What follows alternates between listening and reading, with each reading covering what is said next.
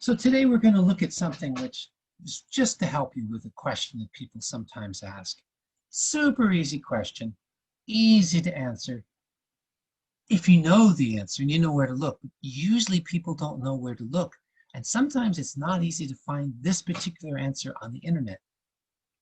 It's sort of easy to find it in the Bible, but you have to know how to look for it. And so the question is, why does Jesus call himself the Son of Man? That's a pretty reasonable question.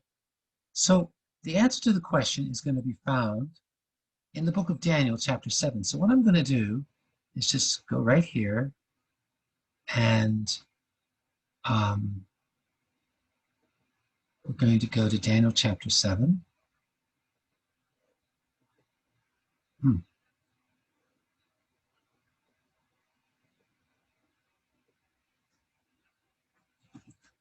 Daniel 7. Okay. Now, I will just tell you right now that this is a chapter that's filled with things that are difficult to understand without studying them. And it's Daniel's predictions about world history. They're amazing predictions, and they happened as Daniel said they would.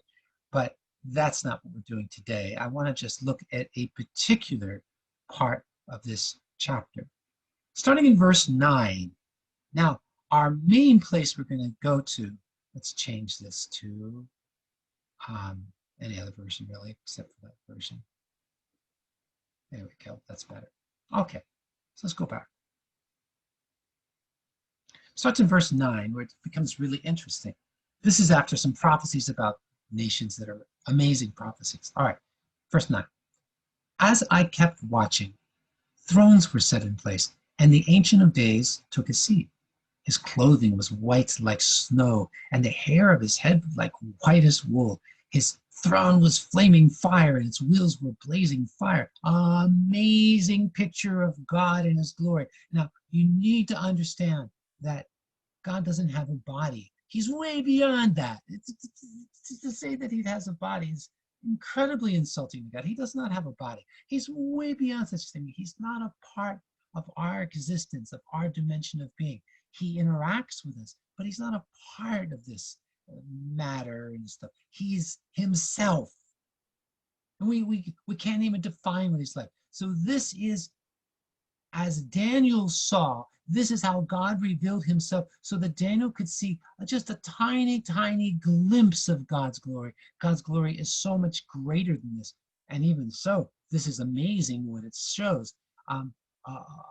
A river of fire was flowing, coming out from his presence. Thousands upon thousands served him. 10,000 times 10,000 stood before him. The court was convened, and here's the sobering words, the frightening words. And the books were opened. Well, those are the books of judgment. We learned that from Moses, that there are books, and that some people are in the book and some people aren't in the book. Books were opened. So this is judgment time. And then it talks about the Antichrist, which we're not going to talk about. And then we get to verse 13 and 14. I continued watching in the night visions, and I saw one like a son of man coming with the clouds of heaven. He approached the Ancient of Days and was escorted before him. He was given authority to rule. I'll just stop there for a minute. I want you to see this picture of one like a son of man. Now, the Good News Version says a human being. And I understand why they did that. They want to make it as simple as possible. But I'd much rather write it as it's in the Hebrew, a son of man, because Jesus Christ quotes this passage.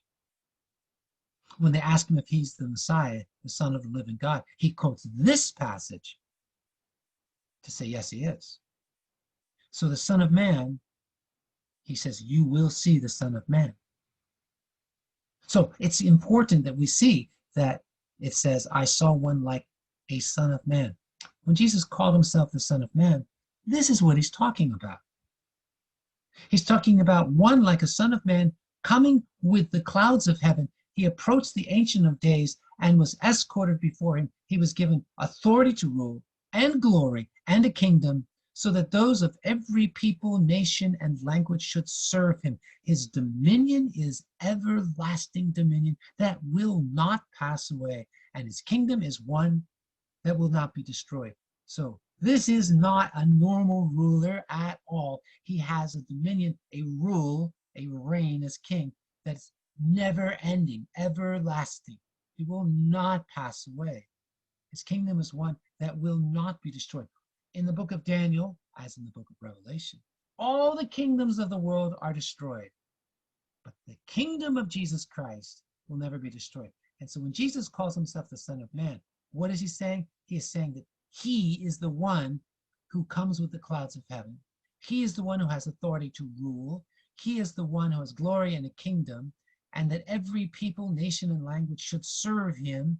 He is the one who will have the everlasting rule that will not pass away. His kingdom is one that will not be destroyed. Are you the Son of Man? Yes, this is what I mean by the Son of Man. So what I want you to do as you're doing this context study, I've pretty much done it for you. That's okay. I want you to go in, answer all of the questions, and I want you to keep in mind why Jesus called himself the Son of Man. When anybody asks you, why did Jesus call himself the Son of Man? Here's where you should go. Where was that? Daniel. All you need to do, in fact, let me show you what you could do that would work. Go here and type the words Son of Man and to enter. Now,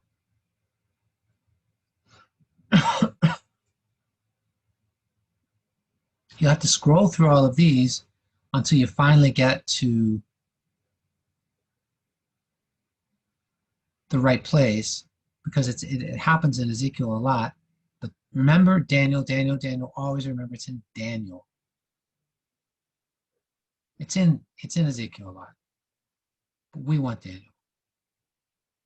Sooner or later, we're going to get out of Ezekiel. But this is what God calls the prophet Ezekiel. He calls him Son of Man. Here we go. So I know it takes a long time and you have to live with this, but you're just going to have to search for Daniel, Daniel, Daniel, Daniel, Daniel. Always remember, it's in Daniel. Where is it? Right. Okay? So just keep this in mind when someone asks the question, why does Jesus call himself the Son of Man? Here it is. It's this reason. Okay, I hope this makes sense to you.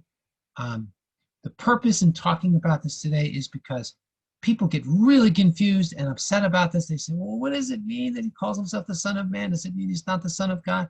No, no, no. The description is the Son of God. That's what it sounds like. It's the Son of God. He's going to reign forever. Everyone's going to serve him. Everyone's going to bow before him. It's the Son of God. So Son of Man is the same thing as the Son of God. Have a great day.